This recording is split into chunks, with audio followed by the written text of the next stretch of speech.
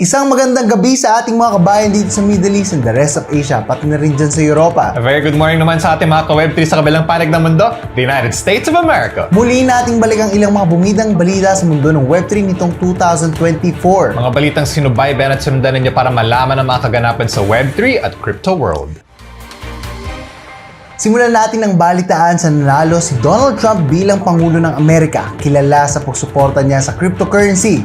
Inaasahan ang positibong epekto nito sa regulasyon at ang pag-usbong ng digital asset. Naniniwala ngayon ang mga crypto enthusiasts na ang administrasyong Trump ay magre-reduce ng regulation sa crypto industry at ang favorable Congress ay magpapasa ng mga batas para mas umunlad ang industriya. Maraming crypto fans ang sumuporta kay Trump kumpara kay Harris dahil sa kanyang positibong pahayag tungkol sa crypto sa taong 2024.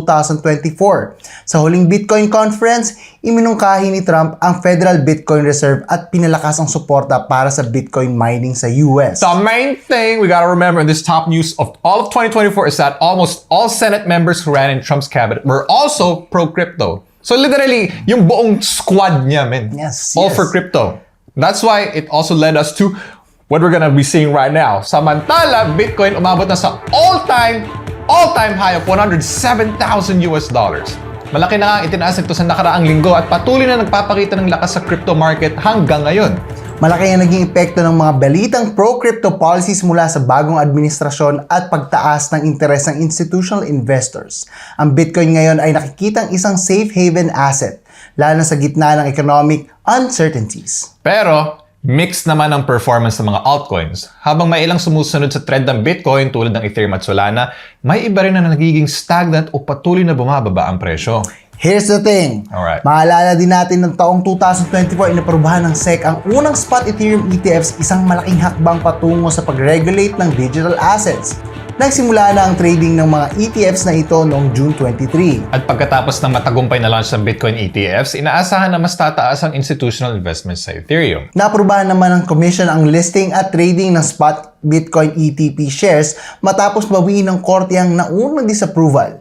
Ito ay malaking hakbang para sa crypto market. Limitado nga lang ito sa Bitcoin ETPs at hindi sinusuporta ng iba pang crypto assets. Pinapaalala rin ng Commission ang risks ng Bitcoin bilang speculative and always volatile asset. Ang mga ETP nito ay ite-trade sa regulated exchanges na may rules laban sa fraud at manipulation para maprotektahan ng investor. Sa kabila ng approval, nananatili ang babala ng commission na mag-ingat pa rin sa risks ng crypto trading. Quick thing to add with this major news that we must not forget that with all these spot ETF institutions, they all have been purchasing more and more Bitcoin as the weeks pass by. So that being said, it won't be a surprise if spot Ethereum ETFs become a major asset this coming 2025, man. Samantala, Asia Pacific ang nangunguna sa mundo pagdating sa crypto adoption, lalo na ngayong umabot na ang Bitcoin sa $100,000 mark. Talagang mataas ang interes sa region para sa crypto. Nagpakita ng matinding enthusiasm ang buong Asia sa crypto development dahil sa pag-akit ng Bitcoin, mula sa trading hanggang sa paggamit ito sa real-world applications. Singapore, South Korea at Philippines ang mga nangunguna na bansa sa blockchain innovation at adoption. Kaya abangan natin kung paano palalago ang crypto ecosystem sa Asia habang patuloy ang rally ng Bitcoin. Idagdag ko lang, partner, no? Go ahead. It also seems that Western projects are expanding their market sa Southeast Asia this year. That's why madaming major crypto events that are happening this year sa Asia. So yeah, quick shout out Hong Kong, February. Consensus, baby! We go see you there, everybody. Habang tuloy ang digital revolution, dalawang tech ang nangingibabaw ngayon, partner. Ready ka na ba dito?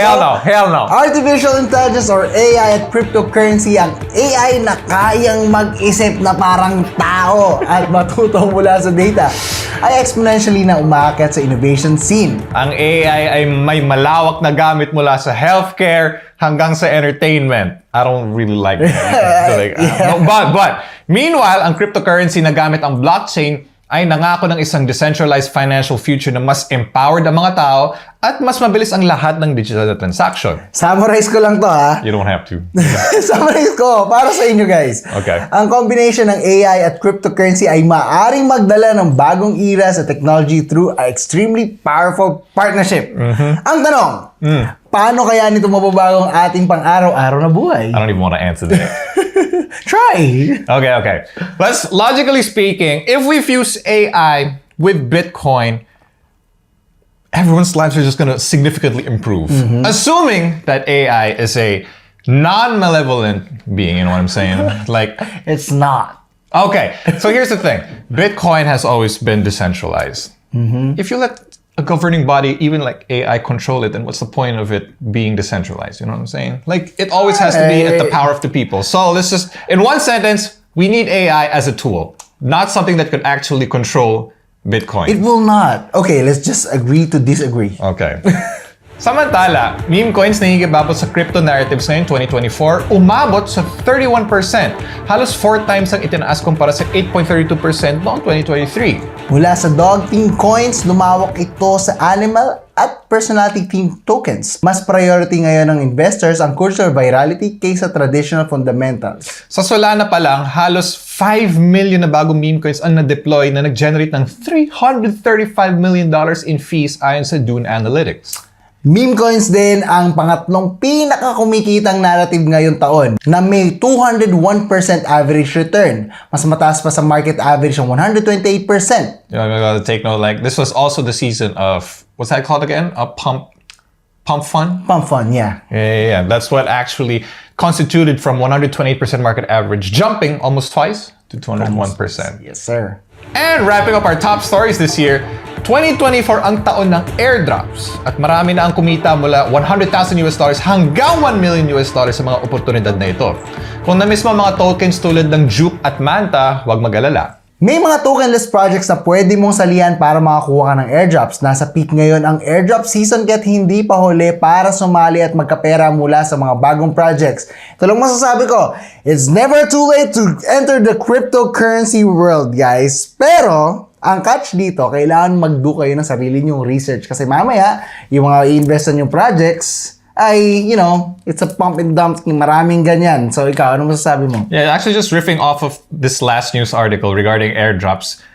When you hear the word airdrops, it's literally free money. I'm not even kidding. Our very own W3C editor, Flair, she's a master at airdrops, man. All you have to do is literally what my brother Mayan has said. Do your own research. If you do the research, you know when the airdrops are coming, you get free money.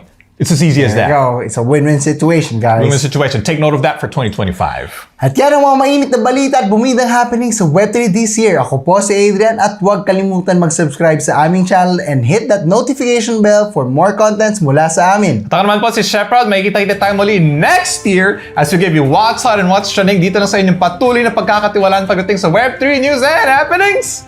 Web3 Chronicles! Happy New Year's, guys! Happy New Year, everybody! Happy holidays! New Year airdrop. See you at Consensus 2025. Do all that. We love crypto. I don't know about AI. Yeah, you love AI too. Oh my God.